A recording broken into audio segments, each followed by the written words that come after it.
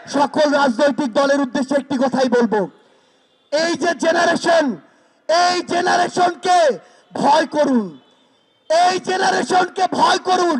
যদি এই জেনারেশনের রক্তের উপরে দাঁড়িয়ে ইমোশন নিয়ে খেলার চেষ্টা করেন, এই জেনারেশন সকল ক্ষমতার বিপক্ষে গিয়ে যে কাউকে টেনে হিস্ট্রে নামাতে পারে, কুয়েটের ওই ভিসি তার প্রমাণ। আমরা ইনকিলাব মঞ্চকে ধন্যবাদ জানাই যে তারা সকলকে নিয়ে আজকের এই শহীদ মার্চের আয়োজন করেছে।